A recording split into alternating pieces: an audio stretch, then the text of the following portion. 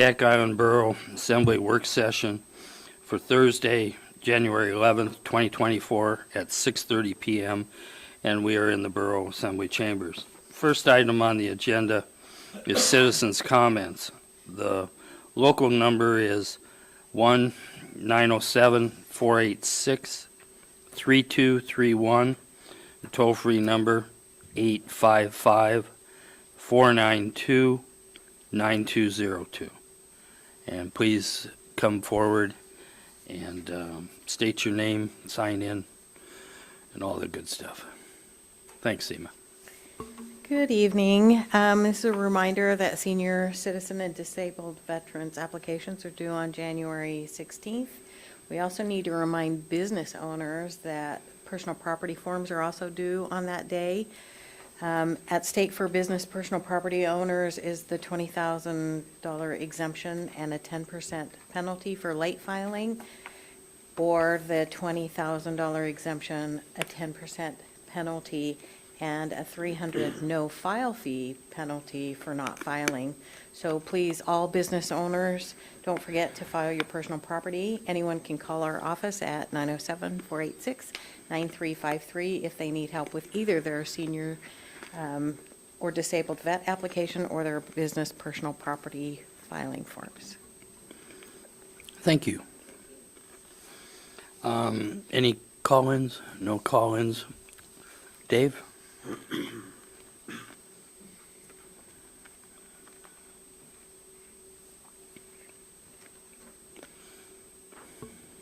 David Edwards with Alaska Waste. You guys have on your agenda tonight to review the possibility of building a structure out of the Dark Lake area, the north end of Leaf Lane. Just want to kind of be here to show the support for that. Alaska Waste has been looking to move our operations now for at least 5 to 6 years. And with the island the way it is, there's not a lot of real estate for possibly building that or structures that can kind of accommodate us. So we really look forward to hearing the discussion with that and working with the borough with possibly of leasing that building from you if it goes into construction.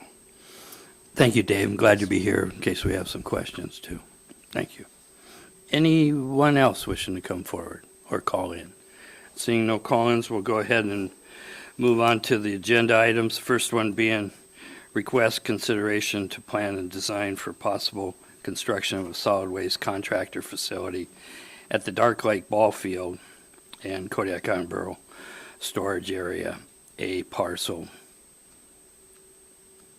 21508 or 2647 Leaf Lane.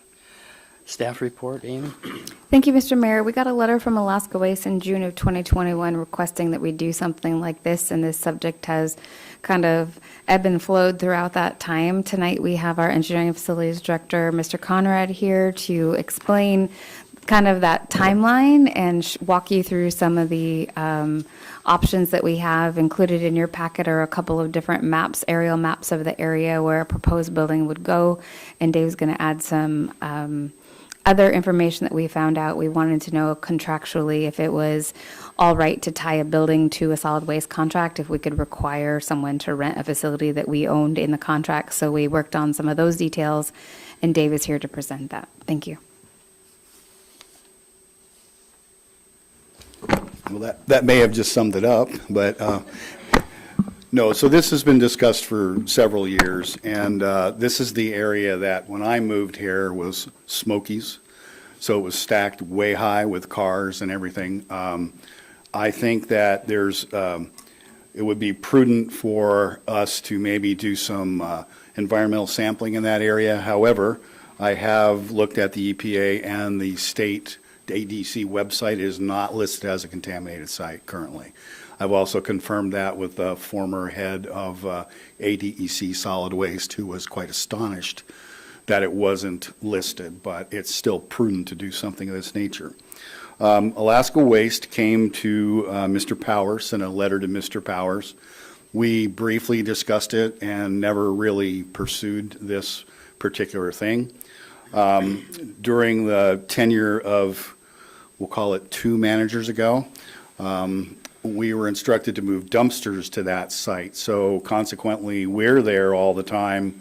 When I say we, our maintenance staff is there continuously picking up at that dumpster site because it's also been a very long-standing impromptu place for yard waste.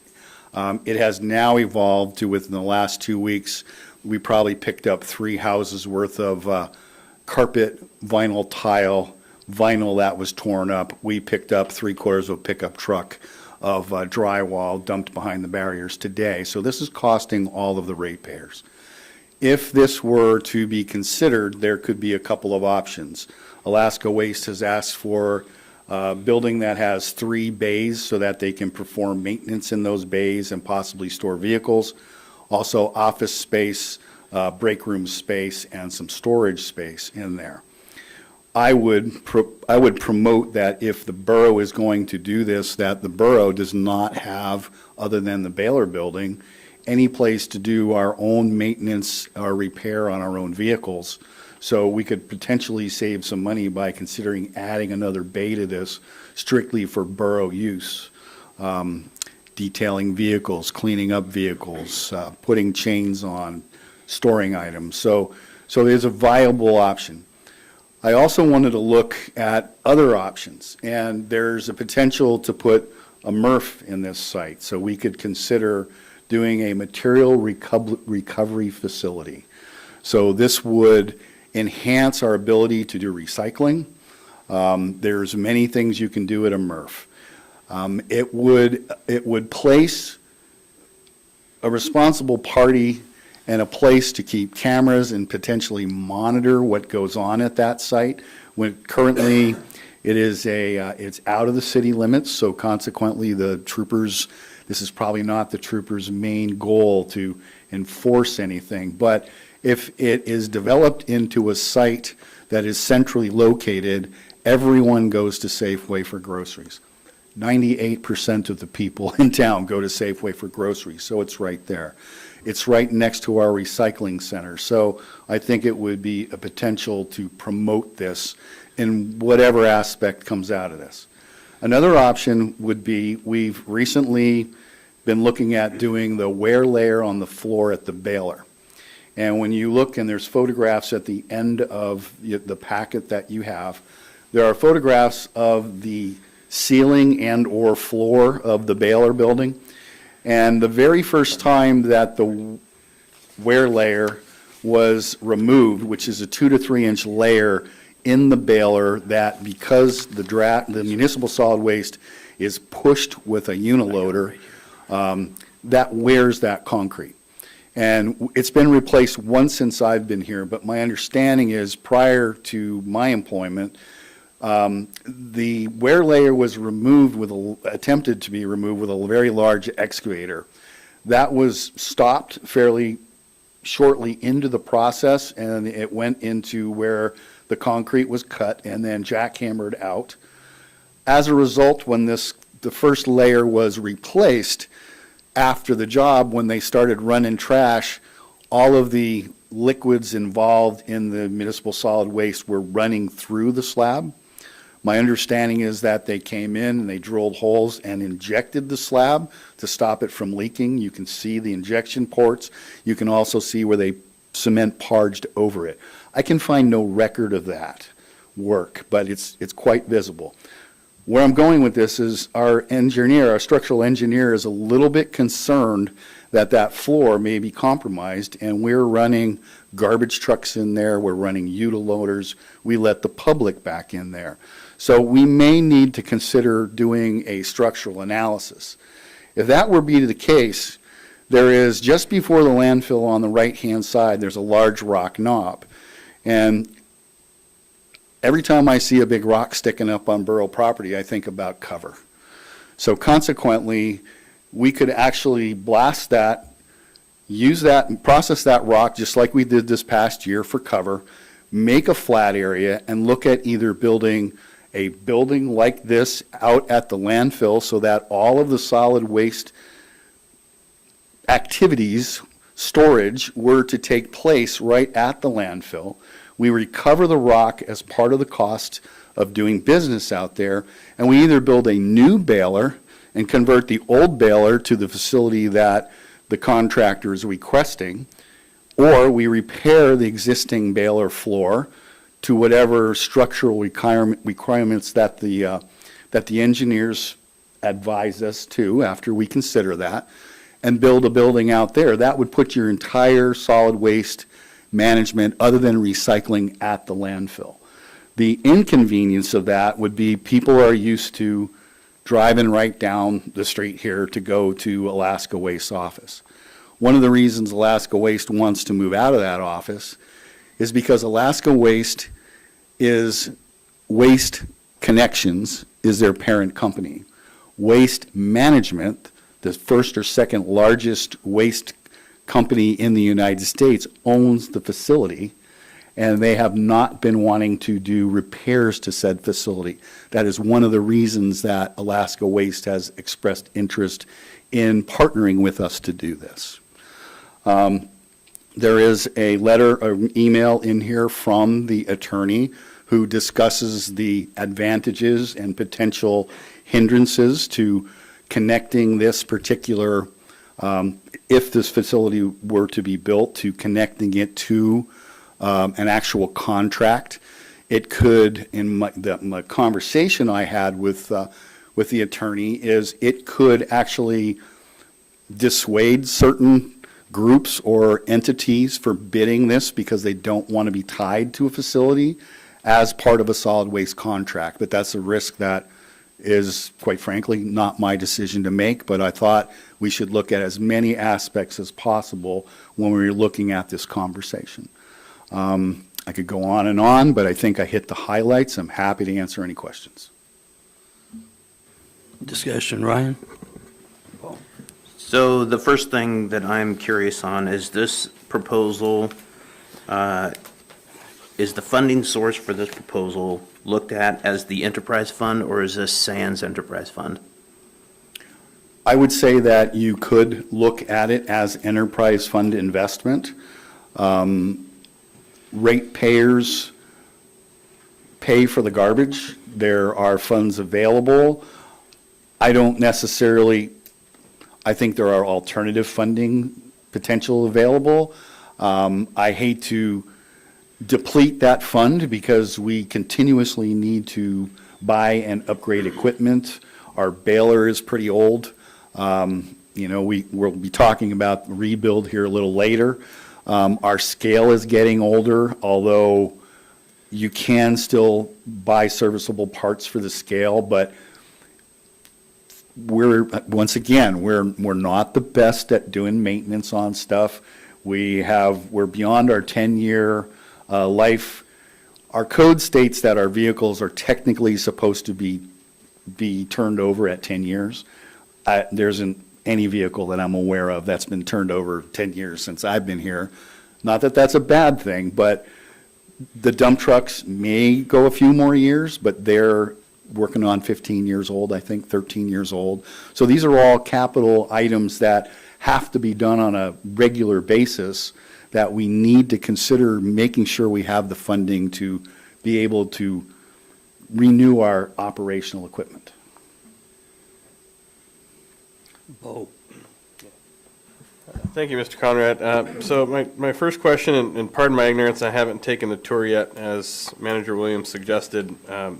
So the slab, that top slab, if that were to fail, what kind of safety hazards would be present for employees and or the public?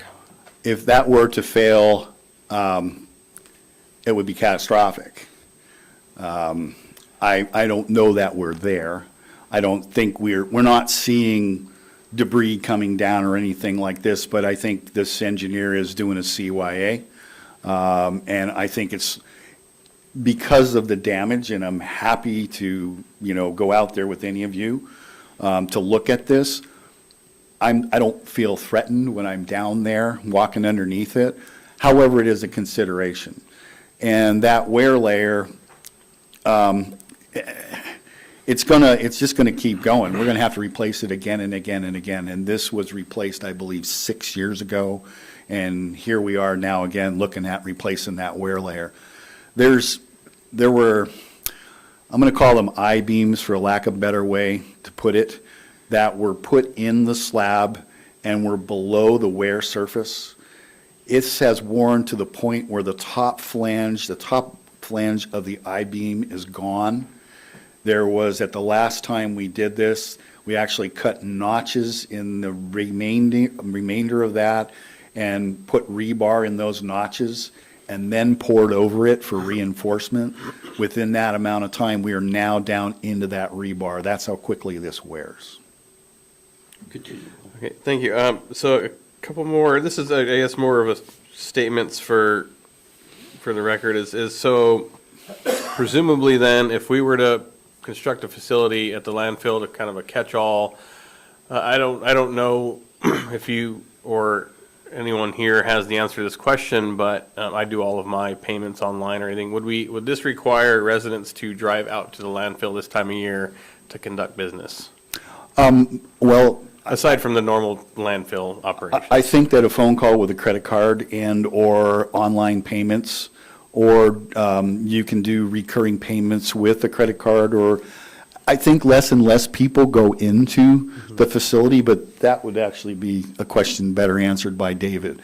I know I rarely go to a bank anymore, Right. so that would be the best answer I would have for you. I agree. I just think about maybe, elderly or folks who aren't tech savvy driving out there to conduct office related business this time of year. But so just a couple more from me. I'm sensitive to the safety hazard if it's not time sensitive. I do feel I'm neutral on this one with the safety precaution in mind. I'm not interested in increasing or using funding which results in increased rates for our citizens.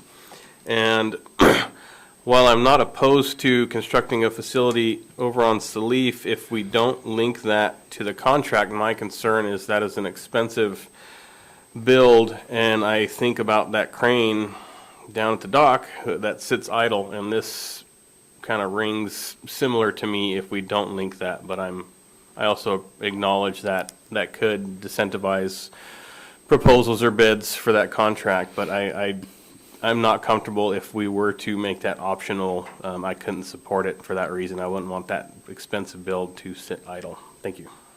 Larry? I believe we have to do what we need to do at the landfill to maintain a safe facility. And what you've described doesn't sound safe. And I would support whatever the engineers say, makes the most sense to keep people safe. To know about a problem and do nothing is wrong.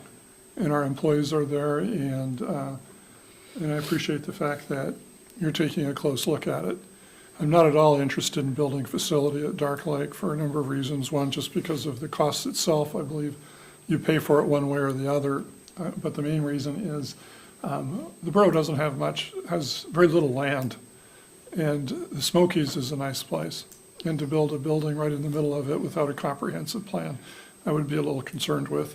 Besides, it could be a location of I do like your idea about, I'm not sure what. A MRF? A MRF. Is that similar to what they have in Fairbanks? It's a sorting facility, so Right. your waste would be sorted into your recyclables, your green waste, and your items that have to be landfilled. Yeah. It seems like the ability to fix one's equipment would be just the cost of the contract. And the borough picked up a real nice facility with their COVID money for $1 million that, I'm wondering if their facilities around. The city? Pardon? The city? The city. And other facilities around to take a look at. Just thank you. Steve? Well, obviously, the landfill building, the floor is an issue that needs to be dealt with. Whether to put everything out there or not is another issue. Then the maintenance building, I have some concern with the whole borough being a landlord. I know we are presently on some buildings, but we've had some trouble with maintenance. And so I think there'd have to be a clear-cut contract of who's responsible for what, how, and why before I could move forward with that. Thank you. Ryan? Yeah, in Oh, contrast, Ryan, then Oh, Dave. sorry. Ryan and then Dave. Go ahead, Ryan. in contrast, I actually love this idea. Part of the reason I like this idea, although, you know, a MRF with being a materials recovery facility, I believe is probably the wrong direction that Kodiak needs to go. I think that this should stem conversation of a holistic plan that needs to happen, whether it be a MRF or a transfer facility, transfer sort facility. But I keep coming back to this conversation that Mr. Ladude asked a few months back in regards to going or accessing the landfill, and staff at the time, and I believe the manager indicated that our attorneys had told us we couldn't do that.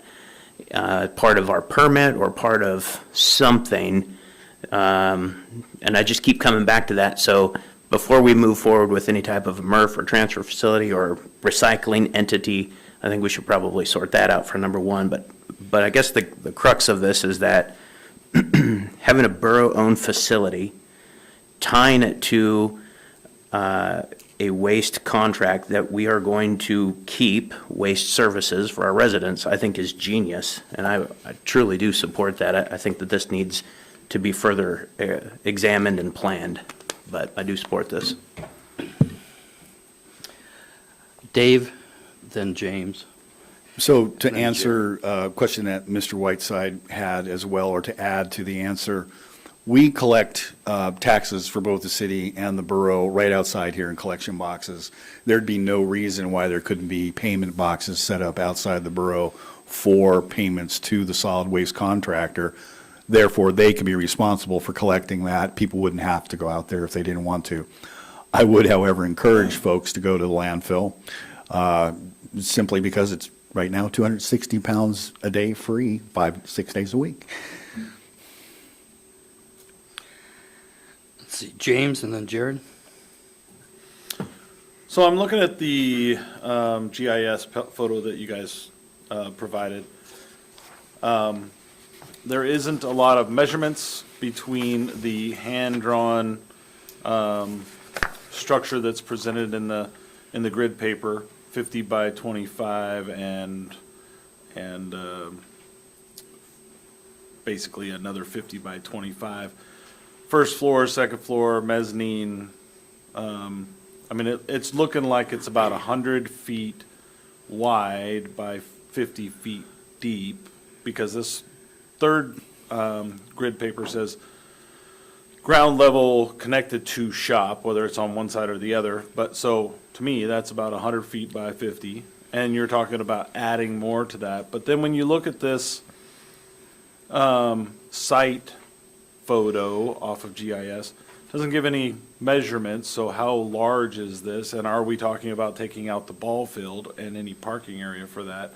Or are we just talking about from that cul-de-sac loop looking GIS yellow line south on that photo, as that the area?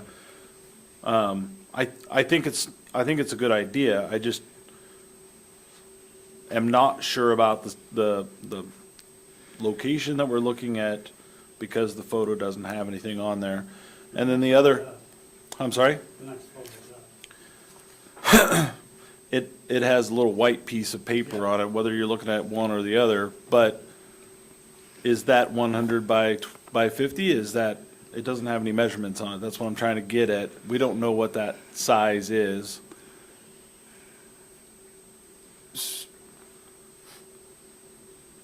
Dave? So that's a text box. And I didn't invest a lot of time into size matters when you're actually contemplating something. Right now, this is a discussion, so I didn't invest a lot of time. I can do that if you choose that's what you want me to do.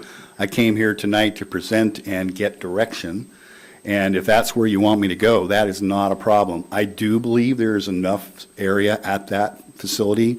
So this is the fenced area that was used for the high school laydown for Watterson, and we are just conceptually talking. we may or may not have a bay added on to the borough, but it's a total of approximately 5,000 square feet is what we based I based my calculations on. That's where that 1.5 million came from. And then we would keep the dumpsters in that other area north of the fence. That would be my concept. Okay. I think that would be adequate, and we could also tie the cleanup and maintenance of that area to the rental of that facility. Any further follow-up, James? Yes, so in your MRF, are we going to look at investing into a plastic to pellets to get rid of some of the plastic that we have in this town so that we can get them off? Especially since our recycler doesn't take plastic anymore. It's all going to the landfill, or somebody's having to ship it off separately. Is that something that we are looking at in the future? We can. I was not aware that the recycler is not taking plastics. I take my plastics to the recycler. Whether they're shipping them off, I don't know. So I mentioned this a couple of years ago, and they still haven't been taking plastics. So, yes, they take like milk jugs and that kind of stuff, but that's like 1% of the plastic that is on this island, and most of it is going to the landfill, and we just keep filling it and filling it and filling it. And instead of doing something to recoup that plastic and shipping it off island, or making something for the island, such as pallets that everybody uses, we're just throwing it into a landfill that we're continually spreading. So. Thank you. Jared and then Steve. And this might be a question for either Dave. Here's a scenario. So if Waste Management that is the landlord of the building that Alaska Waste is in right now, they decide to bail. And so where would a solid waste contractor go? Are there other buildings that they could use in town and lease that would suit their purposes, or are they kind of left out in the cold and then kind of are waiting for a building like this? Well, I think that would depend on what would be available and what negotiation a landlord could make. There are multiple warehouses throughout the community. This would not be my choice of where to put your garbage trucks, because when I'm driving back to work from Safeway and they're backing in, they tie up traffic. It's not the most, granted, it's a business/residential area, but garbage trucks in the middle of your town may not be the most picturesque thing. But there are other buildings that I'm sure for the right price, someone would lease to Alaska Waste. The question is how does that trickle down the next time we have a contract? Okay. Jared and Steve. When I stated my concerns, it's just making sure that we have a way of recouping the investment. I'm not opposed to such a building per se. I just think it should be tied to the contract so we're guaranteed. The other question I have is, if we put in some kind of waste sorting facility, is it better here, or would it be better tied to the main landfill area? And that, I don't know for sure. That's kind of a question. Well, and I think ultimately that's all of those things would have to be looked at and analyzed, because you need to look at cost effectiveness. If you're putting in a transfer station, effectively what that does is I believe it'll raise your costs for the simple reason you're now handling trash 2 and 3 times. So there are advantages to some, there are disadvantages to some. I do not personally believe, and this is my opinion, that there'll ever be the approval of mandatory recycling here. I just don't think that'll happen. I know it happens other places, but I think the easier you make it for a person to recycle, the more likely they are going to recycle. I believe that it is a cultural thing that you need to teach children. That's a good thing. I think that you're going to see all kind of discussions coming up about microplastics and everything else in the world in the next year or two. PFAS is not a pretty thing. Mr. Sherritt made a comment about that, but I think you're also going to see some changes to this industry in the next 10 years. Thank you. I'm going to say a few things here. Basically, there's two separate things here, and we need to split them on there. So I'm going to talk first about the request for, I'm going to call it a building for the contractor that collects the garbage. Now, we currently pay in our rates for a facility and storage of the dumpsters. We pay for that approximately every 10 to 12 years. The residents, the ratepayers pay that. I'm tired of paying it on there. It's time that there is a facility that is provided. It also opens it up for other competition to look at bidding it. You know what the facilities are. There is a philosophy that the borough shouldn't be in this, that it's private enterprise that should do that. I can understand that, but I disagree with it because the ratepayers are paying for this again and again and again. And I think it's time to look at it. Now, as far as where the money would come from, the construction money could come out of the enterprise fund, realizing full well that it's being paid back on there. Lease payments go back in there on it. The building is not being provided free of charge. But what this does is it puts the contractor, solid waste contractor, puts all their dumpsters, their roll carts, everything in one area on it. And we have a problem, a serious problem, at the end of Salif Lane there with the garbage. And I think it's atrocious that we're still allowing it to be hauled there on it. I felt that those roll-offs should go back where they were in the residential areas.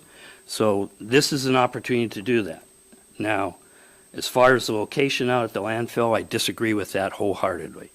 And part of that comes from equipment contractors that have had their equipment at the industrial area adjacent to the landfill.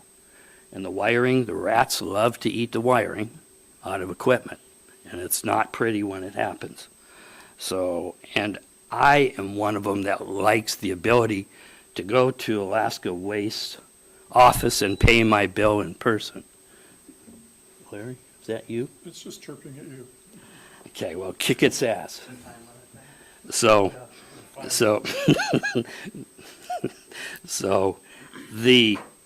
think this is a great opportunity to look at this and see what we can do with it. Now, the second thing is the floor out at the baler landfill. I'm a little bit appalled to see that we don't have the information on the building and what's been done there, because we keep the record. So when I read, to date, staff can find no record of the repair, I find that obnoxious. So we need to find out. I'd like to see what the plans are. Our engineers are going to want to see the original plans on where the rebar is placed on that. I remember when part of that was done in that resurfacing, and there was some sloping that was done to direct that water. There's things that can be done to repair it. Do I think it's imminent danger right now? No. But yes, we need to take a look at it. I'm not in favor of building a new building in any way, shape, or form. That's ridiculous. That building was built in the late 80s, and it was supposed to be designed to accommodate it. Just like the baler, the machine baling the garbage, was built when we were sold on the baler in the 80s. when that concept was determined, rather than a dump and compact with rollers type of operation, we were told that basically the baler, you can rebuild it again and again and again. They were saying it a 75 to 100 year kind of thing, looking at the waste cycle, amount of garbage that Kodiak produced. And it is, and we rebuild it every year or two, different parts of it. So I think I want to see them split on there. And I see this as a win-win over at the end of Salif there. We can talk about potentially an addition or something, or a bay on there, but more than likely it might be best that it's a separate building, but we can go from there. Dave? So for clarity, I didn't say we didn't have the plans for the building. What I said is I cannot find records of the repair. I cannot be responsible for finding records that may or may not be kept prior to my employment. So we have the records and the blueprints, all the originals. I cannot find anything definitive on the first repair. Yeah, but the first repair was approximately 20 years ago. And that was the borough went out to bid on that. So there should be the stuff on that. I have all the verbal stories. I've talked to the people that did the repair. I just cannot locate the hard Well, copies. I'm hoping you find it, because that was one of the things back in the early 80s. The borough did not have information on their buildings. And as an assembly member up here in the early 80s, we were told that would never happen again. That's why it gets a little irritating when things start reoccurring, because the idea was to keep the information on the building. So go from there. Ryan, you had your hand up? Yeah, thank you. The 80s for me were, I don't recall as much from the 80s. Were you born? I was. I'm a 70s baby. So, I appreciate this conversation immensely, given my background and my passion. And so, the staff has come here tonight to ask for support in at least exploring this. And I would, my personal opinion is I would love for the staff to further explore this option to own a building, location to be determined, contractual obligations to the waste contractor to be determined. But I think that this is an amazing opportunity to start anew and, like the mayor had said, pay for this facility already embedded in the rates. I think this is great. And I really appreciate our waste contractor being here today to help represent and answer any questions. So I think this is a good move all the way around. I'd like to see this move forward. Thanks. Larry and then Bo.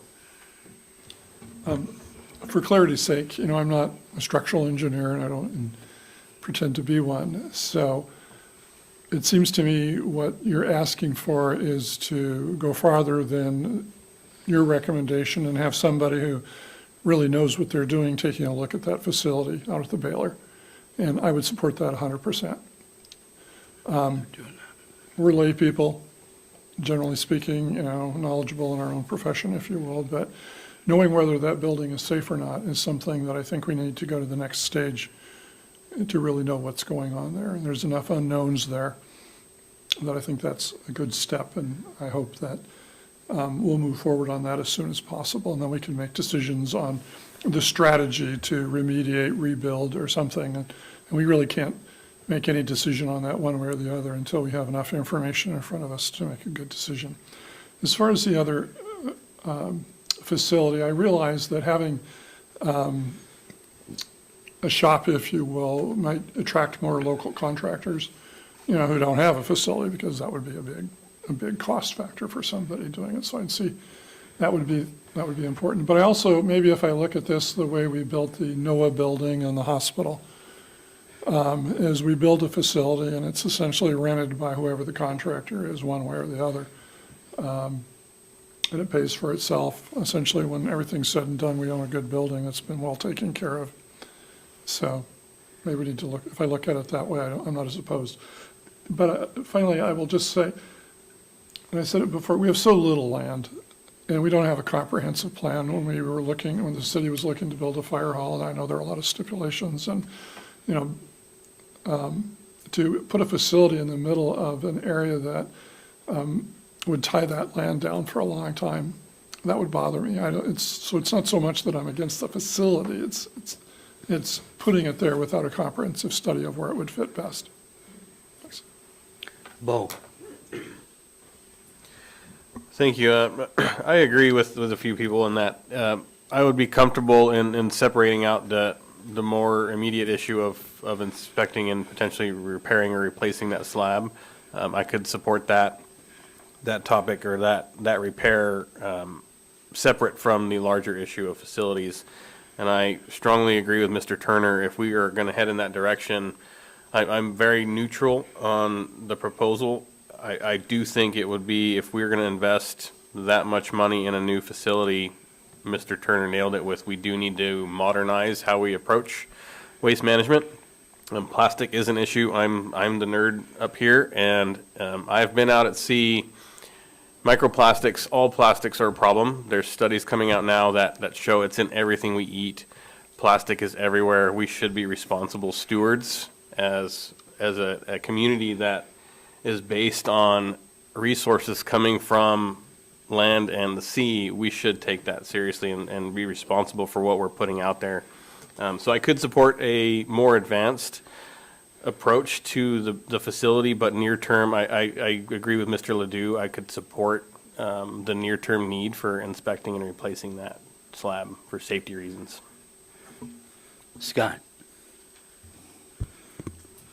I think the idea of building a building to go along with a waste management or waste, Alaska Waste? Alaska Waste, the contract for that is a terrifically good idea. I think the idea of putting an extra bay on for the borough to be able to repair vehicles is another good idea. I think you're probably going to want to be careful about designing the building to cover any growth that we see would happen over the next 50 years or so. As to the location, I think that area is already fairly industrial, and I don't have any problem with putting it in that area. I think that that's a separate issue from the one of the landfill and the Baylor building there. I think if you're deep into the steel underlying the cement floor, then you got some problems there, and it's probably worth bringing an engineer in to look at it really carefully. Thank you. Right. So, one of the other things I'll say is Smokey's Dump is not something you're going to be able to use for a lot of uses. So an industrial use is what you want to look at, because you got basically a landfill underneath it. And the tradition. Yeah, Smokies. So I think we've talked about it, and we're interested in seeing something come back. So two things. One is you've already, it sounds like, looked at having the engineers involved on the Baylor floor on there. So it's a matter of just continuing with that. And then we're interested in seeing something come up as far as a building on potentially this site. How exactly it's laid out there, that's can be determined. Dave? So what I'm walking away with, just for clarification, is that I will contact the architects and ask for a fee proposal to do a design concept of 35% for the facility that Alaska Waste and the borough staff believes would be beneficial to the community. No, I'm not interested in 35 at this point. Interested in conceptual. Conceptual only. So I will still go to the architect and request a fee proposal for what you just requested. Right. Yeah.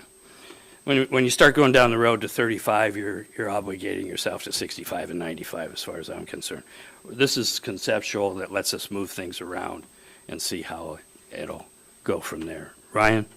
Yeah, and I actually don't even agree with going to the architect or to any contractor. I think that feasibility should be conducted by staff and by citizen input. I think that this is not quite ready to go to an architect or advanced planner or designer, because you're only going to be able to get so far until you have a site layout, and then you're going to need to go to the geotechnical investigation, which in this particular area, the geotechnical data, and I will get you those reports if you need them and don't have them, is not going to support a very large facility, number one.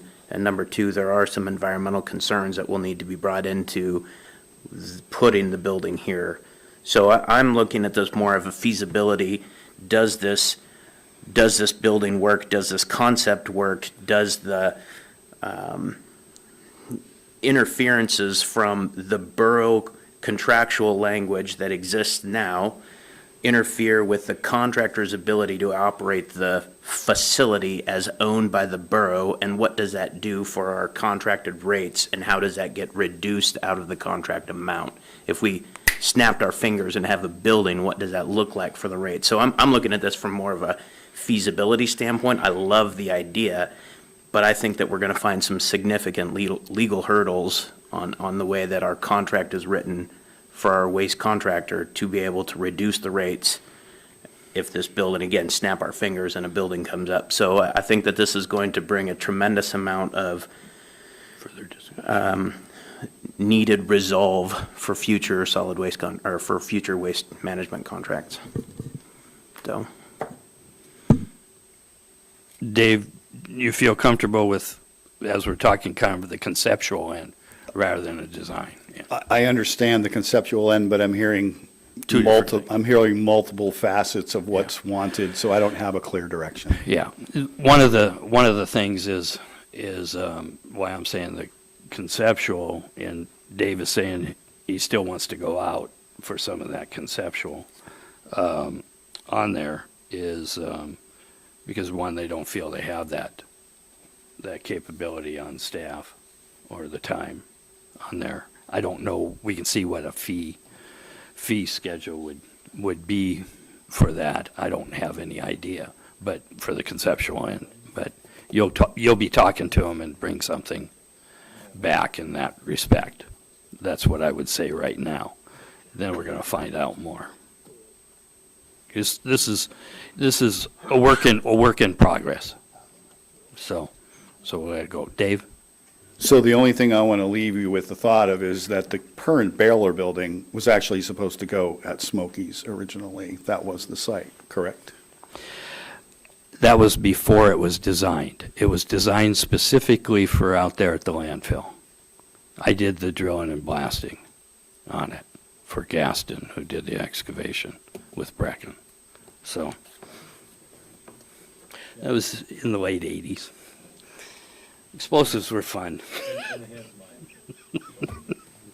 So I think he feels comfortable. Amy, you feel comfortable? Good. It's going to be coming back multiple times. So, Steve? Well, talking about feasibility, at what point do we say that location, make sure that location is reasonably feasible to put that building on? 18 months from now. Yeah. It's reasonably feasible to put that building on there. We have buildings directly adjacent to it, so trust me, it's feasible. Okay. So, anyway, we'll move forward with that. That'll be coming back to us multiple times on there. The next thing is packet review. No, excuse me, Federal Capital Improvements Projects list on there. So, Amy. Thank you, Mr. Mayor. This is actually a dual-faceted agenda item, the first part being a discussion of the Federal Capital Improvement Project list. We handed it out last week. It was in the manager's report, and I noticed that same report wasn't in there again. So you have a handy-dandy handout at your sheet with the purple sticky on it that says item 2B.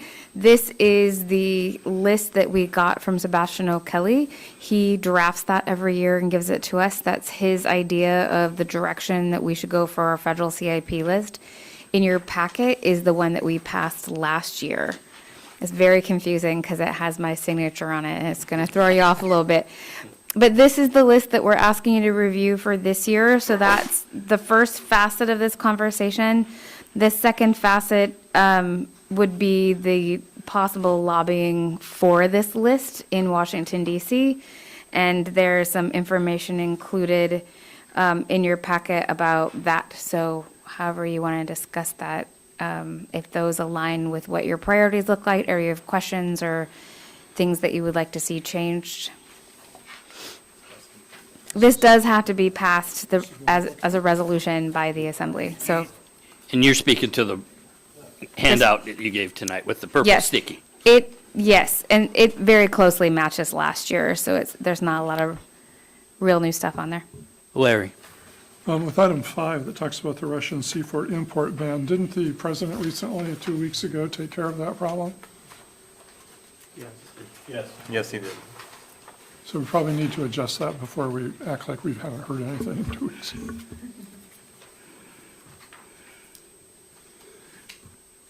Any further discussion?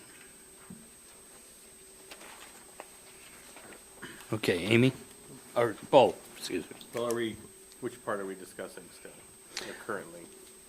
The list. Just the list, okay, thank you, I'm good. Okay, I was gonna point out the same thing Mr. Ledoux did. okay. Amy, you had some further follow-up. No, actually, I was just going to thank Larry. I read that today, and I knew that it had changed, and I didn't even cross it out, so thank you. Okay, along with this is enclosed the discussion regarding travel on there, which is page 15. So I'm wondering, is this the time to bring? Are we done with the list, or is everyone happy with the list? Yeah. Are you ready to see that come to you as a resolution? I have a Yep. question. Larry? Yes, forgive me. There was concern that we were trying to designate the Coast Guard base, have a Department of Defense designation, so that we could perhaps use funds to rebuild Peterson or other infrastructure projects if they have that designation. Are you familiar with what I'm talking about? So the way that I heard that was that they were trying to adjust the Coast Guard to get some of those same benefits that the DoD got for their personnel as far as investments in the community. Whether or not that would apply to schools or not, the Coast Guard does not have funding that would allow that, but there are some DoD schools. So I don't know how, I don't think, they haven't even closed the loophole on the Coast Guard not getting paid yet in case of a government shutdown. So I haven't heard of any, but that would be something that's interesting to talk to our federal delegation about, because that certainly affects us here. Well, it would allow us to use funds for a school. Mike? And other projects, and I know that it's under ongoing discussion in DC, and it could have a significant impact on our community in terms of an inflow of dollars for some projects that, are directly benefit our citizens. I don't know how soon this is due, but maybe we could check on that and maybe include some, check with our lobbyist. Okay, Jared and then Bo? I think in lines, on the resolution, lines 131, is this what you're getting at, Larry? Lines 131 through 136, that designation for Coast Guard communities to be able to apply under the National Defense Authorization Act. It was not it did not make it out of committee this year, so I think he included language in that, number 8 here, just to keep, like, Keep it what you on said, the keep it list. on there, keep advocating. The problem is, though, I see it's really buried in the middle of it all, but is that what you're?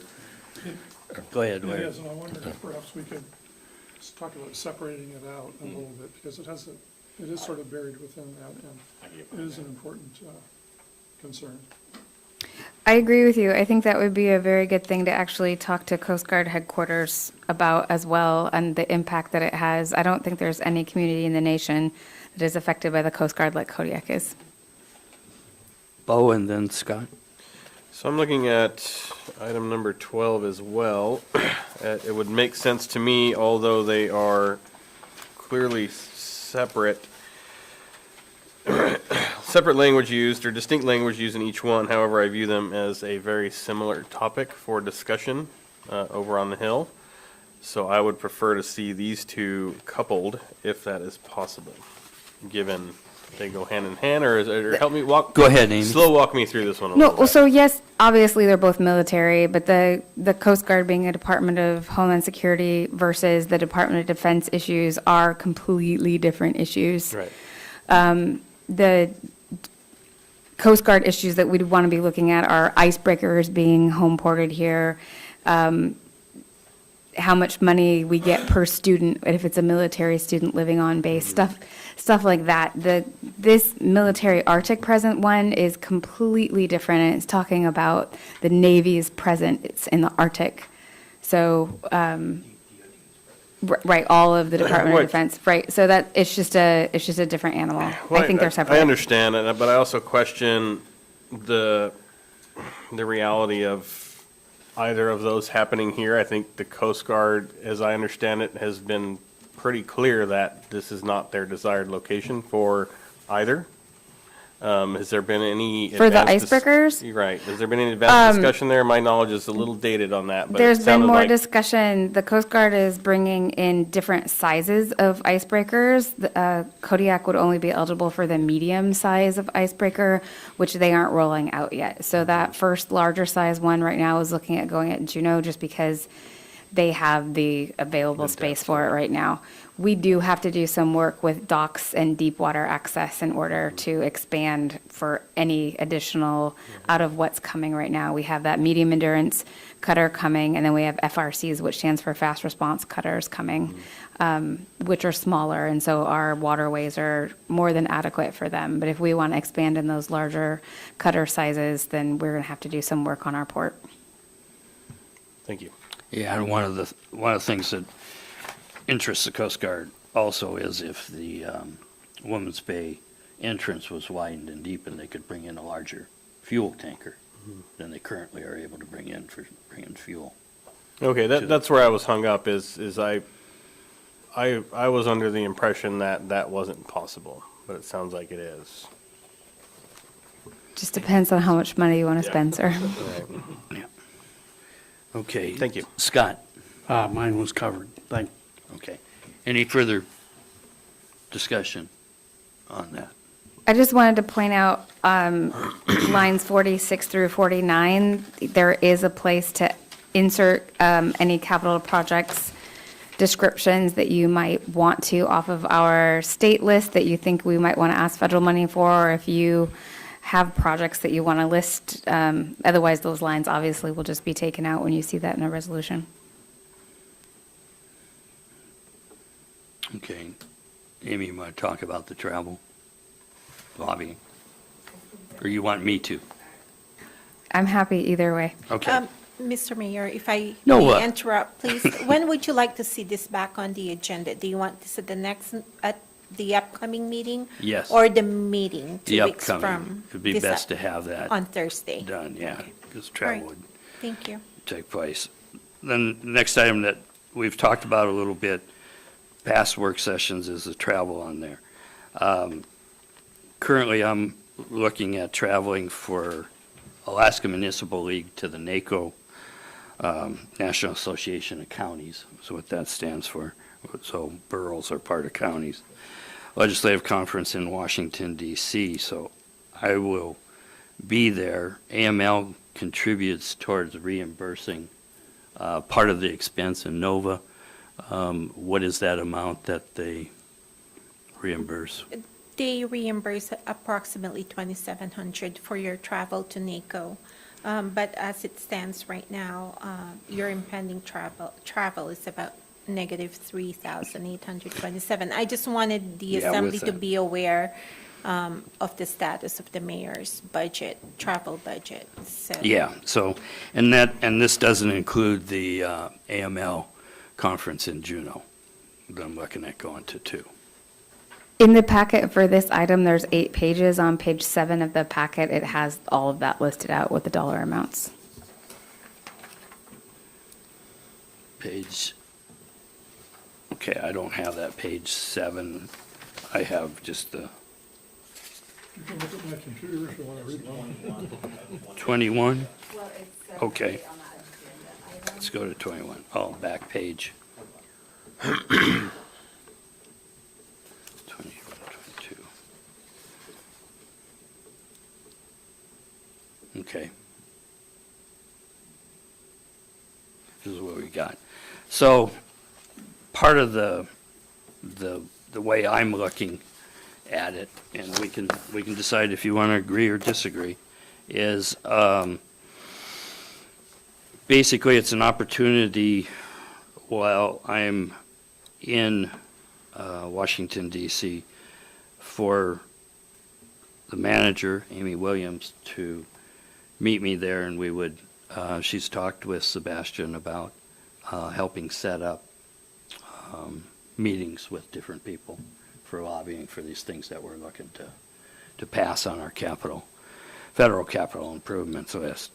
More of the issue is, yes, there isn't enough money in the mayor's budget, but there is enough money in the legislative travel budget, which includes both the assembly and the mayor. And so, and so,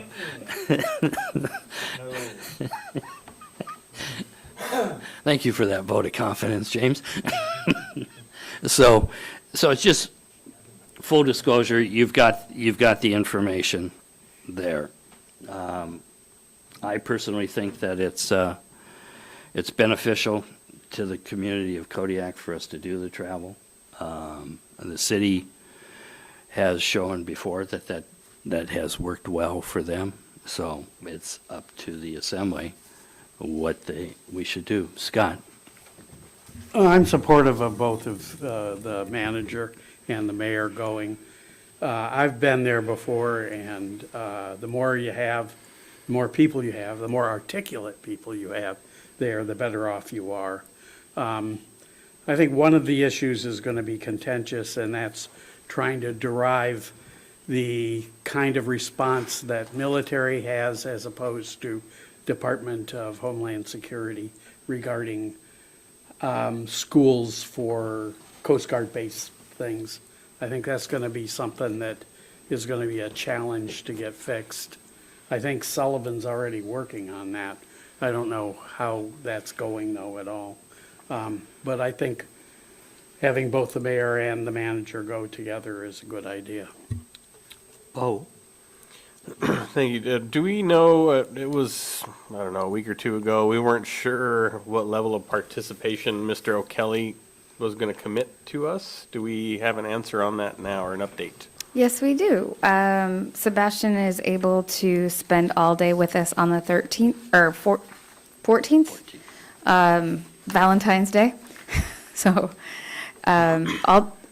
he has set up appointments or checked the availability with our delegation, with all of our delegation in the morning, and then he said he'd be available to take us out and meet it with the Coast Guard folks at headquarters that afternoon. And then he said it's kind of a good overlap with Pacific States being there and being his client, so hopefully we'll get some FaceTime with them and talk about Alaska and fishing a little bit, and we will no doubt find other people to talk to along the way. So I think the NACO conference ends on the 13th, and they have time on the Hill, so there's going to be a lot of lobbying for PILT. I know Ketchikan is going to do that, and I know the mayor was interested in doing that. So that's one of the issues on our list. And then I think we want to hit hard on the hospital expansion with Senator Murkowski and go over, I guess we could prioritize what we want to do. We don't want to go in with the whole list, but I think the Coast Guard's impact to the community is going to be huge. Thank you. Do we know if, and again, I assume this is the Pacific States Marine Fisheries Commission going over there. Do we know, or are they willing to combine efforts for fisheries-related issues? I mean, do we know what they're going to be using his time for? I doubt it, but, No, they're a complete separate client for that law firm, so that's, I'm just curious if we have fisheries-related topics we are going to lobby for. Do you feel comfortable? I don't think we're gonna, no, I don't, and I know that's not my world, and I don't feel comfortable doing that. I think our conversation, as far as fisheries would go, would be no further than Trident and what's happening to our community and the concern that we have. Okay, so if possible, if we could, I mean, we have this list here, but it sounds like as far as prioritization for what Mr. O'Kelly and yourself and potentially the mayor would be lobbying for on behalf of the community, it doesn't sound like it's going to be this list. Do we know, or do we have a commitment from our lobbyist to what topics he will be discussing? No, it's gonna be the list. It's a list. And that's why we'd want it passed as soon as possible. I don't think we would stray from the list because that would be our guiding document. Okay, thank you. James? So, since we're on the topic of travel funds, and we're talking about taking away from the assembly travel funds, the question that I would have is, does anybody else plan on the assembly, plan on traveling for borough business? And if so, then we need to figure out how much that's going to cost before we can approve the travel. Otherwise, not only will the mayor be over budget, but so will the assembly if we don't narrow that down in potential. Nova. The assembly currently has $21,000, but we're going to be taking about $4,000, $3,000 to $4,000 for the mayor. So if I may on that, at $3,000 a pop, if you have $18,000 left after the mayor uses the $4,000 or whatever it is, you have potentially 5 or 6 other assembly trips. So is anybody else wanting to go to AML or any of the other? Oh, but that's not going to be 4,000. I have Swansea. Swampsea? Yeah, I was hoping that Assemblymember Griffin would want to go to the Swansea conference. Well, it didn't sound like it because he didn't answer right up, but, 2 months away. all I'm saying is that we have a potential of going over budget on both of these if we approve this. Larry?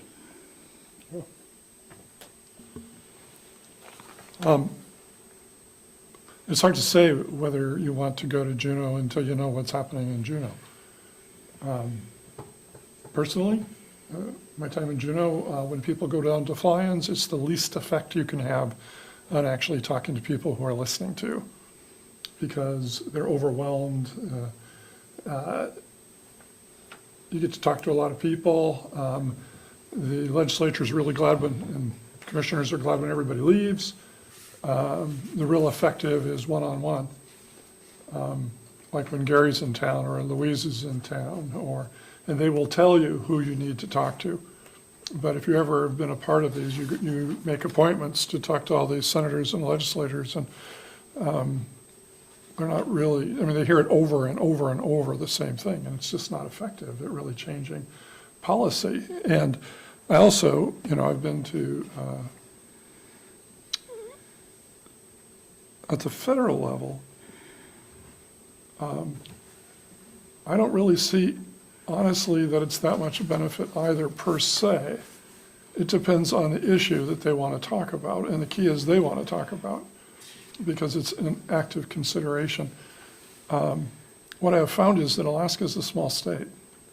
We have access to our U.S. senators and our representative. It's very easy to talk to any of them at any time, with a little bit of grace.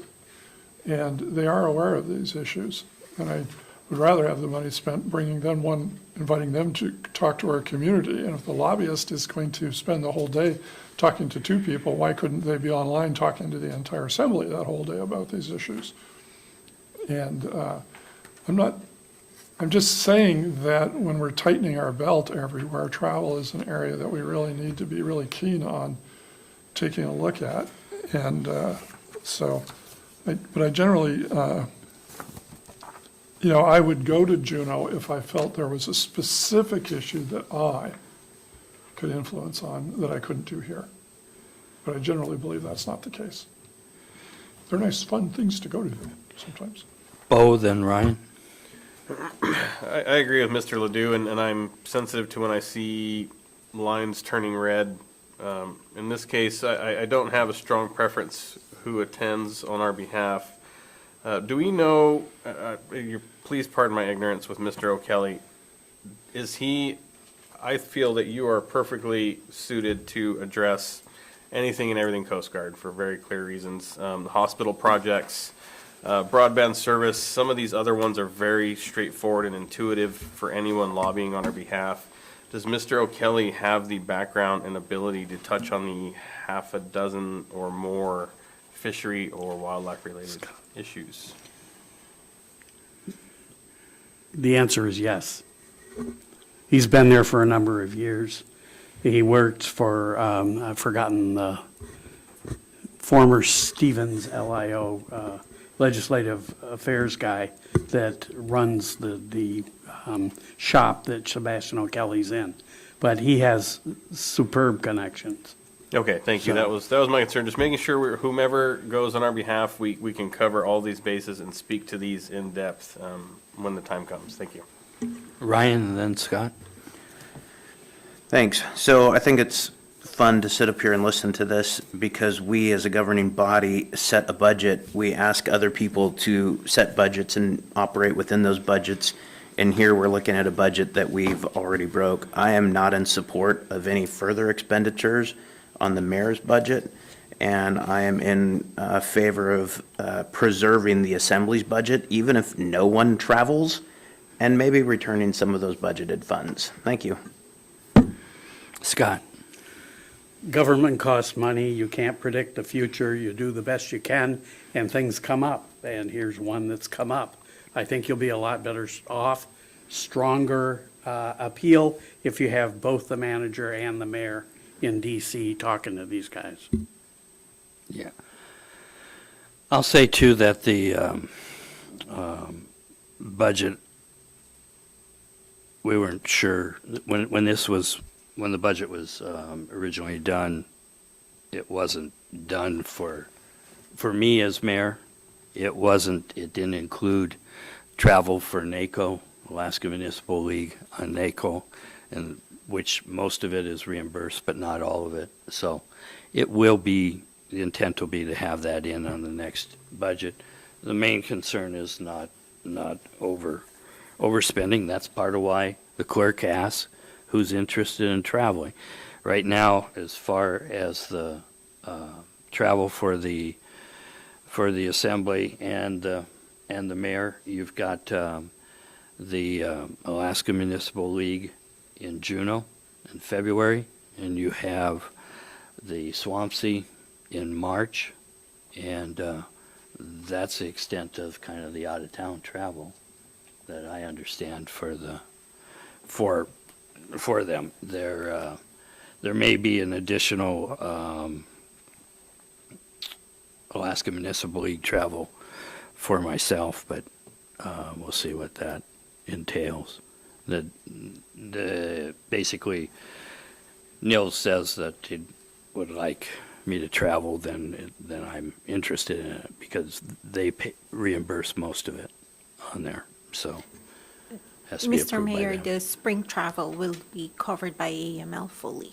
Oh, yeah. Except for the per diem. Spring is a May Alaska Municipal League board meeting in Anchorage, and they pay the travel and hotel on there. So, Jared. I know about some of this travel. So the AML meeting in Juneau, I would encourage other assembly members to go to, maybe especially some of the new ones. I went to an AML, the summer one in Homer, and it was smaller, and you made so many more connections and got to talk to so many more people with more in-depth conversations about problems and issues and solutions. And I think there will be some lobbying or meeting with our delegation there in Juneau, but for the most part, as far as I have not been to a winter one in Juneau, but my assumption is it's a conference, and so you're there with other AML members, and I think that's really important and valuable, and would encourage my peers up here to make that work if they can. As far as the federal level goes too, I hear some of the concerns about the federal lobbying and if it's even effective. I think it's more effective in numbers. So, for example, with PILT, if Ketchikan, is going, because they're very heavily involved in NACO, and they have a lot to say about PILT also. And so if Ketchikan and Kodiak shows up with concerns about PILT, it weighs a little more exponentially, I think, on the audience than if just one person goes. So, like Mr. Smiley said, I'm sorry, Dr. Smiley said, government. Yeah, it does cost money. These connections are important, and so I would encourage my fellow assembly members to take a look at this and see if they can make it work. Okay. Been a request for a 5 to 10 minute break, so we'll take a 10-minute break, come back at basically 7:55.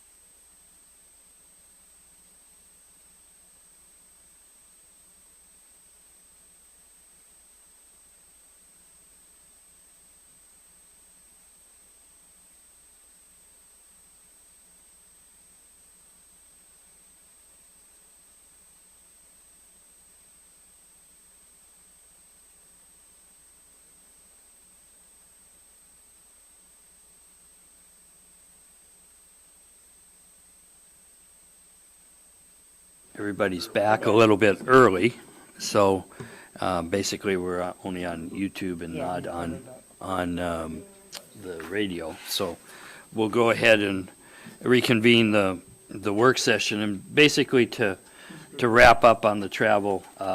At this point here, Amy and myself will be traveling to Washington, D.C. Right now, I'm slated to go to AML in February in Juneau, and would encourage anyone else that wants to go on that. And then consider, I don't have the dates for the Swampsea in March, which is in Anchorage, but Ryan. Sorry, realizing my, being new to here, how did we go from discussion to decision? Direction. So what's the point of discussion, out of curiosity? Just to bring it all up. No, so our opinion, okay, Roger. Well, just, Larry? is it my understanding? Larry, would you turn your mic on? Is it my understanding that the assembly has to concur with this, or is, or by code? No, I don't think so. It's legislative travel, and you got the two in there, so. Nova? It was brought up because we need to let the assembly know the status of the budget. So it's your budget. As a clerk, I administer your budget. So far, my bottom line is okay. I'm not overdrawn. The legislative department is okay. As long as you are okay with that line item being overdrawn, then we're moving forward. If there's no objection to the assembly, then that's the direction we're going. Larry? That leaves me a bit confused. I mean, we don't do work by consensus, by code. Okay, is there anything that says the assembly has to approve it, travel like this?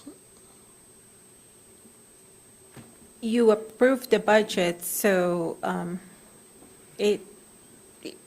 So, it's a little difficult position for me to say the mayor can't travel. So it's really up to the assembly on what you want to do when it comes to your budget or the legislative budget. Ryan? So just a point of clarification, Madam Clerk, you said that our budget is not overdrawn. However, account number 100-100-450-301 is clearly in the red. 450-300 is not yet in the red. So are you asking for the Assembly's permission or direction to be able to allocate funds from account ending 300 into account 301 to not only satisfy the deficit, but also to future fund travel for the account ending in 301? You don't even need to transfer it. I just want you to be aware that that's going on. And if you don't want it to continue, then that's a decision that you have to make as an assembly. Yeah, basically, Ryan, just for clarification there, it's the legislative total budget. Different line items can be above and below. You can't go over the total that's budgeted for that. Larry? so this would mean that if you, I'm not suggesting that you would. It's on. That essentially it means that you can go anywhere you want at any time. No, I don't. As long as we don't go over the $18,000, but since we've already set precedent of going over the budget in the mayor's travel, then would that precedent go on to other areas of the budget also? In those different So it departments. doesn't, well, I don't know where it would say we couldn't do that either. So I'm just curious, because I was under a different impression on travel. Are you wanting to put a restriction on the budget? What I'm hearing you saying is that somebody would have to move to restrict the travel, otherwise it's approved. But Right we're in a now, work the- session. the bottom line of the whole legislative department is okay. We're not overdrawn. It's just that one line item that is overdrawn. And she's just making you aware of that, and If it is a problem, then we can bring it up on the meeting. We can include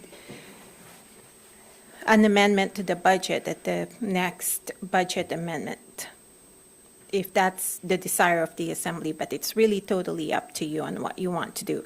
And I'm not in a position as a staff either to tell you that you need to restrict the mayor. I think that's a position that you need to take as an assembly, not me as the staff member. That would be really awkward. Thank you. Further discussion. Ryan? Yeah, I'd like to restrict the mayor because we are in excess of the account ending 301. Whether this comes from the same pot of money, I view this as having two different checking accounts. And if I overdrew one checking account by $4,000 just because I had money in another checking account doesn't mean that I'm still good. So I would move to restrict the mayor.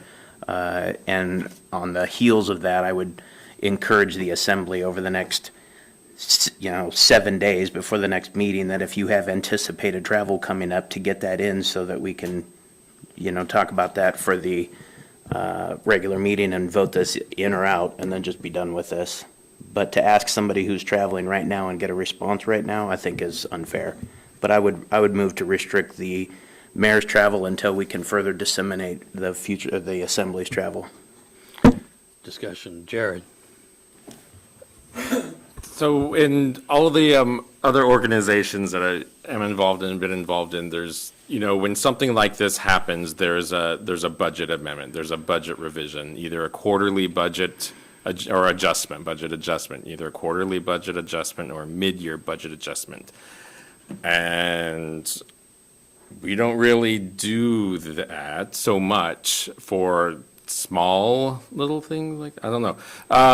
So I would, instead of voting maybe to restrict, I think a better way to go is for, and I'm not sure who would make this, or who would do this, but, or if Nova would have to do this, but propose a budget adjustment to move that money, or however it is that we need to balance that, and then use that as the referendum on yes, no. Because there's nothing really in our code that says that we can restrict, but we do have budgetary control. So I think I would like to see a budget adjustment item come forward and use that maybe to satisfy Mr. Sherritt's question also.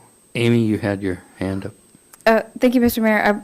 Our finance director is the one who would we usually, if we're making budget adjustments, do it quarterly or semi-annually, depending on the need. You're right, we haven't done one recently just because we haven't really needed it. Our director is out of the office and doesn't come back until the 16th, and so, and she has a new employee starting that day, so I'm not sure I don't know how much time she's going to have in order to be able to do this for the 18th, if that's what you're looking for. And then it would be totally random mid-January. It's not going to align with any kind of quarterly.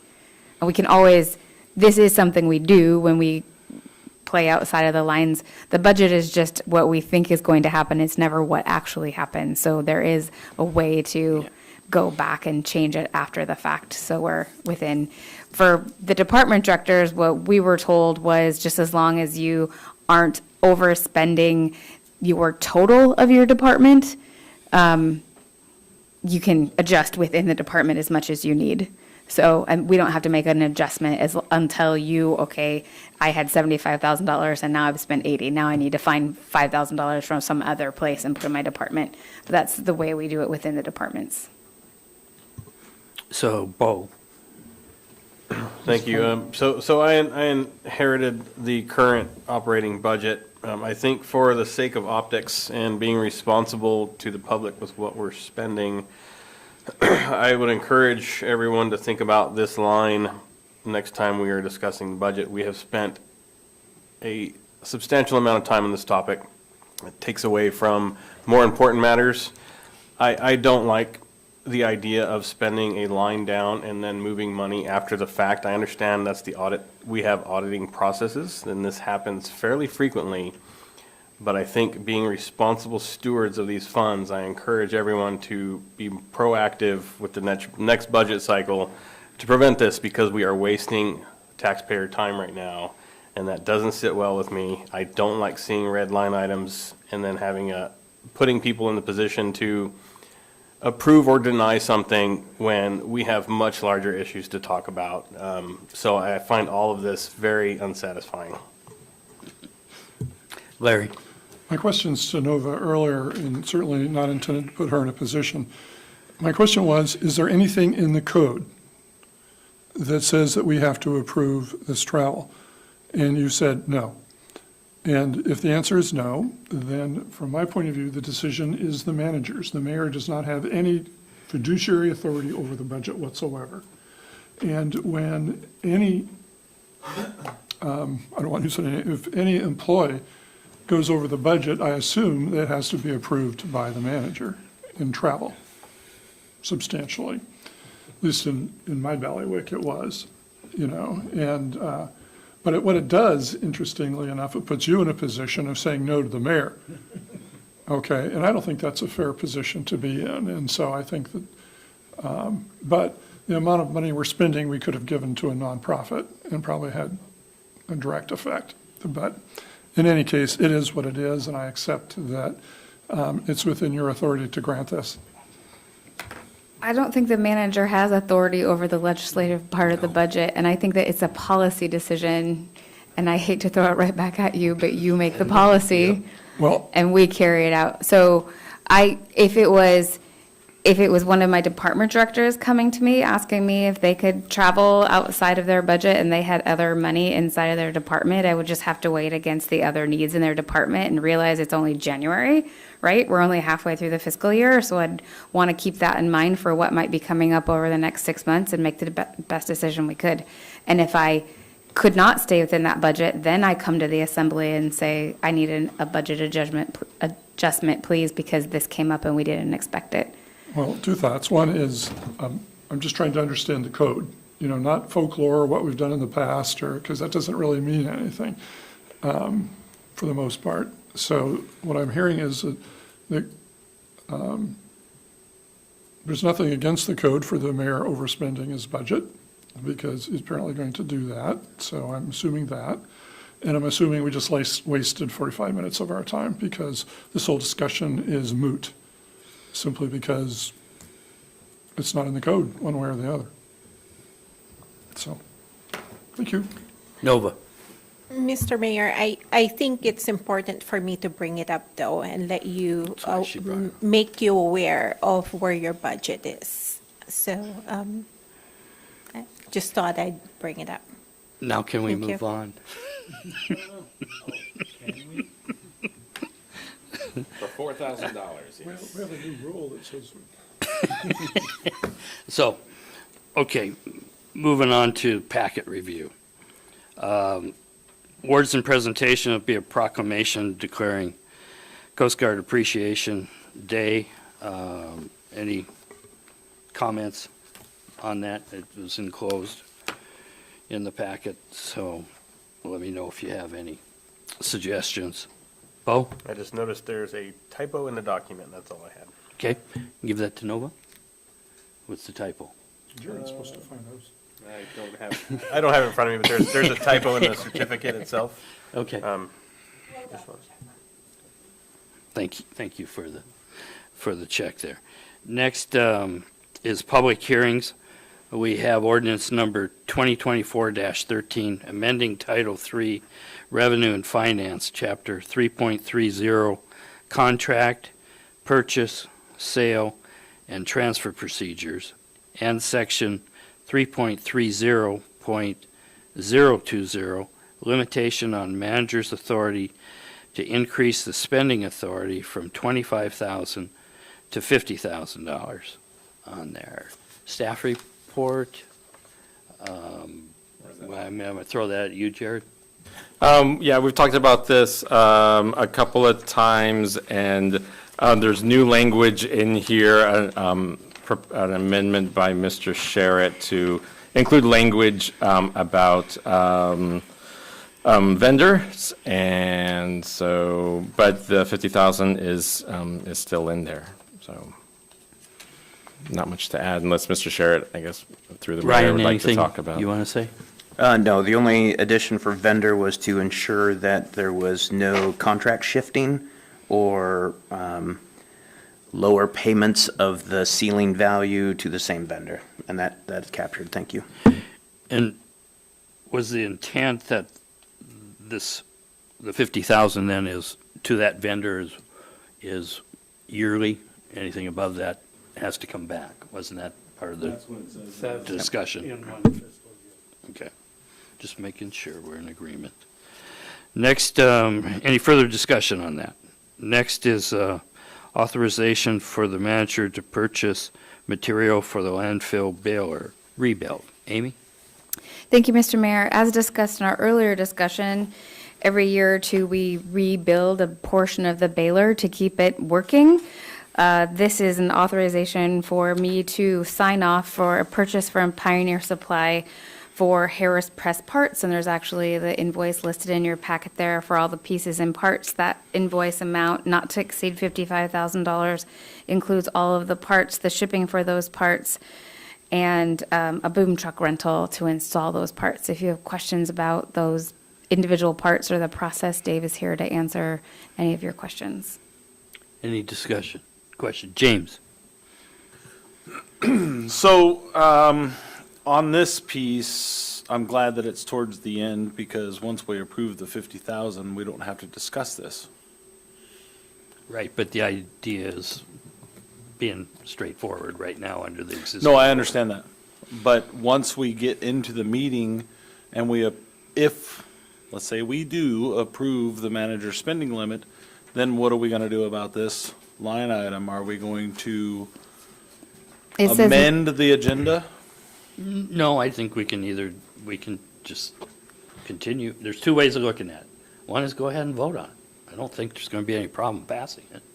Now, remember that if the 50,000 were to not pass for Well, some then we'll have to vote on unforeseen it, but what I'm reason- saying is, you don't know that we're gonna vote on this, positively, but it is within the manager's spending limit at that point, and so it wouldn't matter.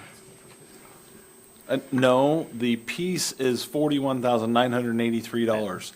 The other items are different vendors, and so that is $8,800 for freight, and then the other piece of that is handling. So it's under the spending authority, the way that it's written. So we wouldn't even have to approve this if that is, or even have the discussion on it if that line item passes. Scott, then Jared, then Steve. Well, we could solve that by limiting the start of her authority to spend 50,000 to the next morning. I think it's after we deal with it. Let's ask Nova. That's what I was gonna say, is that you can set a different effective date for the ordinance. You can do it then by 8 a.m. the next morning, if you would like to do that. Steve? That's all of it for you? It's been answered. Okay, do that. We can say the ordinance will take effect on the following day at 8 a.m. Okay. And then the next item is confirmation of mayoral appointment to the Planning and Zoning Commission, city seat of Mr. Dave Thompson. Right now, the city is acting on this tonight at their meeting over in the library. And the idea is to have it on our agenda, and that basically fills out the Planning and Zoning Commission board on there.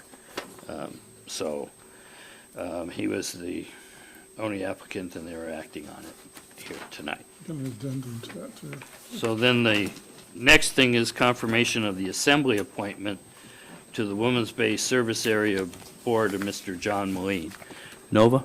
Thank you, Mr. Mayor. Members of the Assembly, we have received the recommendation from the board today. They had their meeting last night, and it was unanimous to recommend Mr. Millen to the vacant position. Thank you. So the service districts make a recommendation to us on that. So then we have here, the next item we have is managers' comments. Thank you, Mr. Mayor. Just to confirm, the Swampsea 2024 convention dates or conference dates are March 7th and 8th. Obviously, Mr. Griffin will be going because he's a board member for that organization, but I think that's a worthwhile cause if you're looking to get involved in one of those. There is a federal lobbyist report attached tonight from Sebastian O'Kelly. The part that Mr. Ledoux talked about the Defense Community Infrastructure Program is actually in that report, so there's some more information on that. For the capital improvement list, I met with Community Development Director and the permit technician to go over the timeline and process for 2025. Both staff members had great ideas how to streamline and create forms that would collect some better information for us to use as we go through that process for fiscal year 25.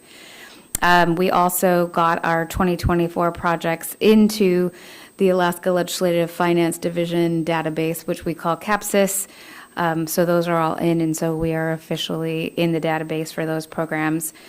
Today, the Kodiak Daily Mirror reported that House Bill 220 was released, and the Anchorage Democrat representative is looking at doing a statewide bed tax of 6% on top of whatever municipalities are already doing. Naturally, that hasn't passed, and I don't know if it will, but I think we should consider that as we look at changing ours about. The Solid Waste Contract Committee met on Tuesday afternoon. We had a chair elected, which was Mr. Smiley, and then he decided he didn't want it. And then we had a second chair elected, which was Mr. Turner, and it stuck. So we have that set up. And Mr. Ledoux suggested, instead of waiting for a month, that we meet more frequently. So we're going to meet in 2-week intervals so we can make some progress in that committee. Our next meeting is scheduled for January 23rd at 1 p.m. We have a new accounts payable technician starting next week in finance, so it's great to see some people. That hall has been very lonely. In Community Development, Planning and Zoning Commission held a work session last night. They discussed accessory dwelling units and the catalog or booklet the Alaska Municipal League came up with. And they also are talking about potential changes to Chapter 17, which are rezones and code amendments. Our new associate planner, Joe, has been working really hard on the comprehensive plan update. I think the main need inside of the comprehensive plan is the hazard mitigation plan. If we don't have a hazard mitigation plan, we're not eligible for FEMA grant money. Ours runs out in November of 2024. So our focus is going towards the hazard mitigation plan so we can remain eligible for grant funds from FEMA. That doesn't take us out of the running if we have an emergency and we need FEMA to come help us. That's just grant for applying for grants. In assessing our senior citizen disabled veterans exemption, got a great big boost by phone calls from assembly members last week.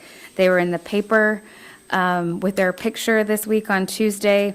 When they started, there were 170 applicants called or for just senior citizens, and only 70 are outstanding. So 100 of those 170 seniors got their application in since those phone calls were made. For the disabled veterans, there were 25 that didn't have theirs in, and 8 of those got theirs in. So 108 applications went in since those phone calls went out. So that's pretty outstanding. We're going to do one more try tomorrow for phone calls and get some people called. So obviously that is an effective method for reaching the people who need to get those in. Assessing is working on filling a vacancy. We had a couple of applications for their appraiser technician. The more that the assessor talked to staff and kind of weighed the options, they are considering leaning towards an assessing clerk instead of an appraiser tech to help them with all the exemption paperwork and disabled and senior exemptions and that stuff. So we're looking at a little reorganization. We tend to just say, this is our framework and this is the way we've always done it and this is the way we have to do it. But I'm encouraging department directors to actually staff their departments in what works for 2024 going into fiscal year 25 instead of what we've done for the last 20 years. In IT, they have been busy with new commissioners and new board members who need iPads, getting their new accounts set up and new iPads and technology that they need.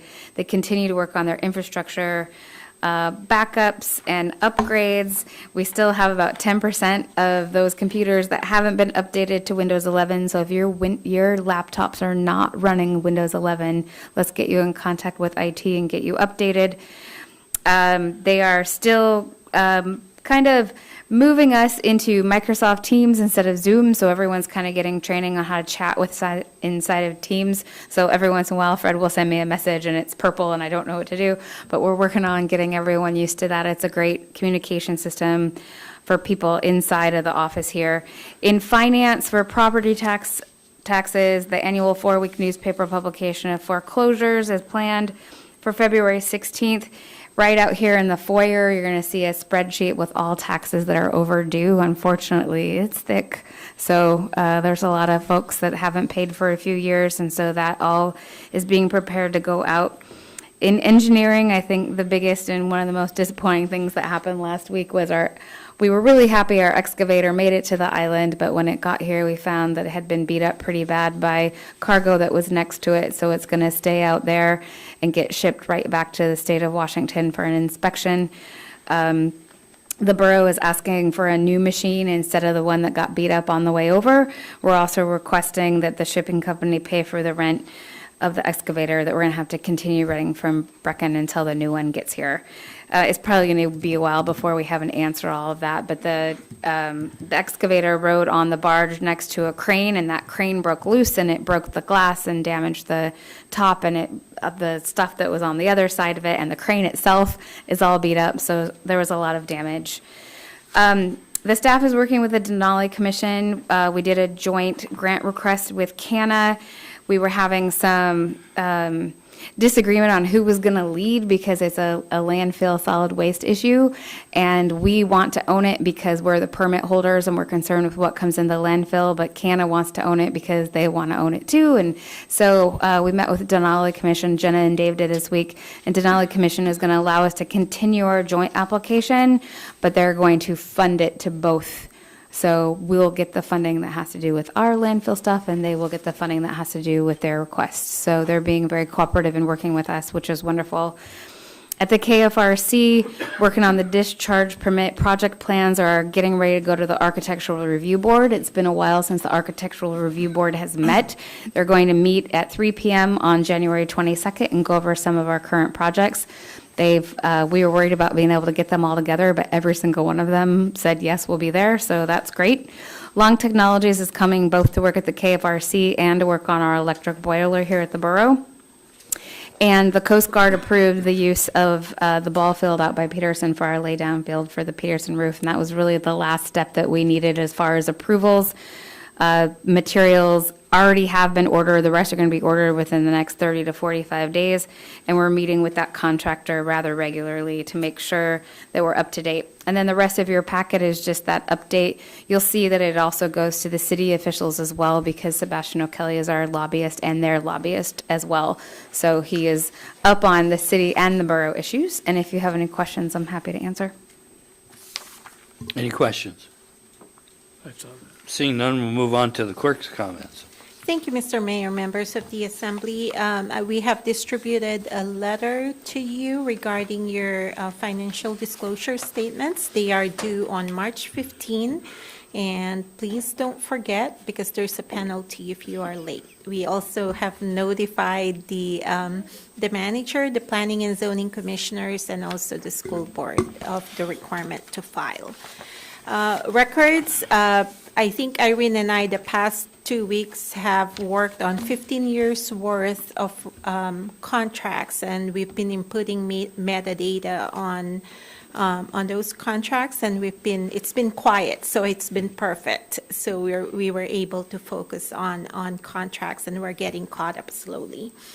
Boards and committees, last week you have approved quite a few, or confirmed quite a few new appointees, and so we have written letters, and they've been coming in and taking their oaths of office, and I'm really impressed. I think this is the most that we've gotten our rosters full. We've had quite a bit of vacancies in the past, but they're getting full, so I'm really excited about that.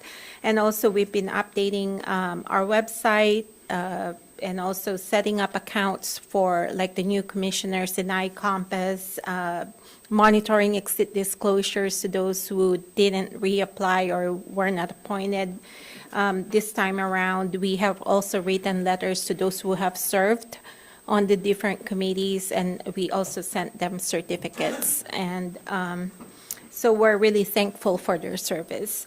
We're also working on a liquor license transfer, and I just want to let you know that I want to remind you that I have sent you an email regarding my upcoming leave.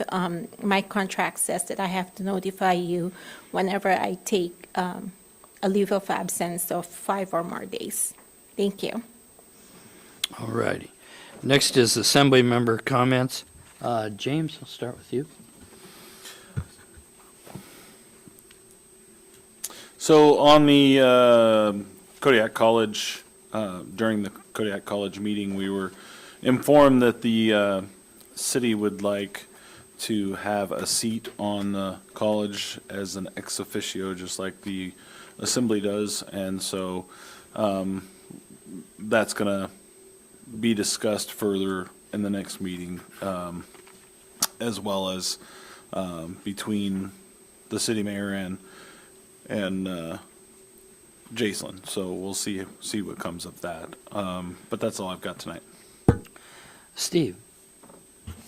I'd like to thank everyone for the time and energy they put in for the presentations and reviewing things. Other than that, no comment.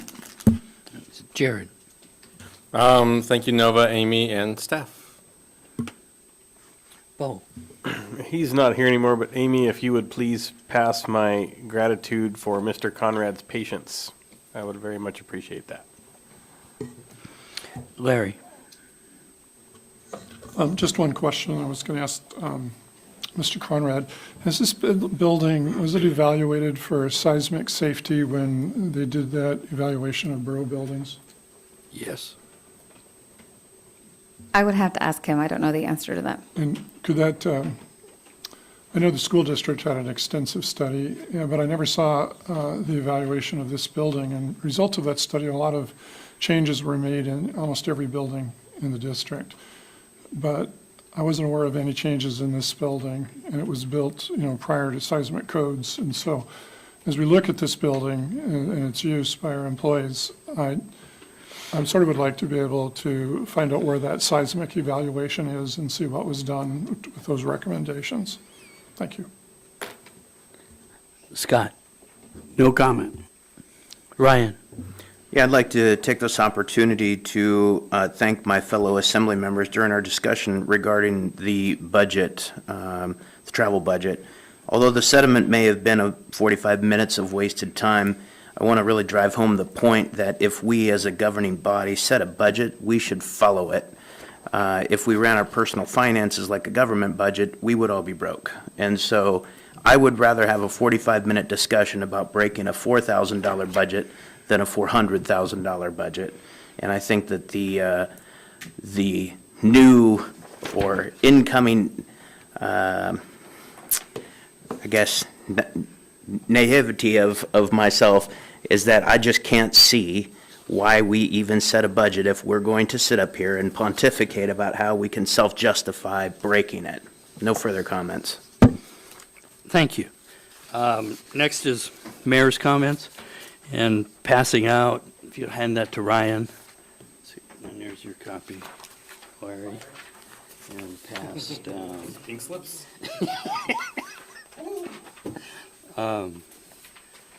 With this, Amy, I can hand you this. Okay. What this is I I am exercising my right to veto ordinance number FY 2024-4, amending Title II, Administrative and Personnel, Chapters 2.30, Rules of the Assembly, Section 2.30.080, Order of Speaking.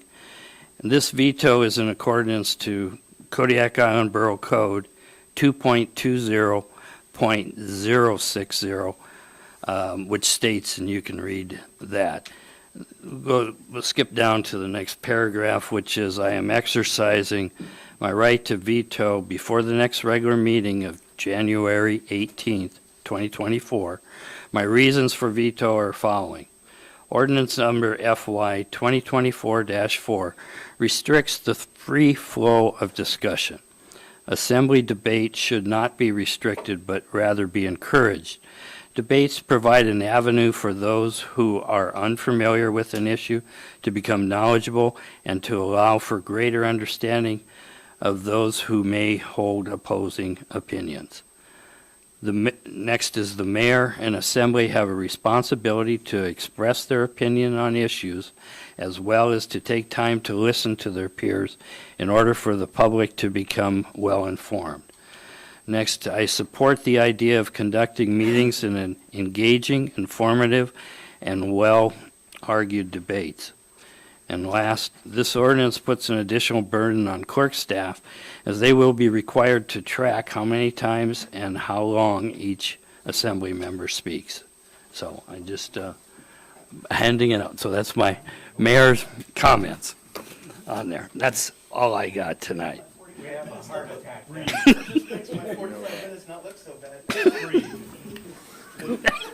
Mr. Don't- Mayor, if I may, Nova, please. please. Procedure-wise, what's going to happen is that under other items, you're going to see an assembly or an agenda item saying mayoral veto on ordinance such and such, and it's really up to the assembly whether you want to make that motion to overturn the veto. And it requires, no matter how many are in attendance next week, it's going to require 5 votes to override the veto. Okay? It's 2/3 vote of the assembly. So it's going to require 5 votes to overturn the, override the mayor's veto. Thank you.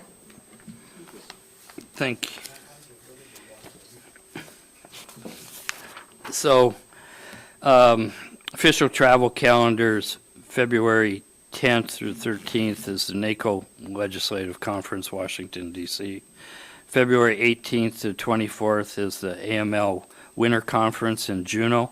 And if there's, which I've told you I'm planning on attending, and if there's any assembly members interested, I encourage it. And please let the clerk know. On April 2024, Cook Inlet Regional Citizens Advisory Council has a meeting in Kenai, and I'll be traveling on that, and that is paid 100% by CERCAC on there. So with that, work session adjourned at 8:29. Thank you all.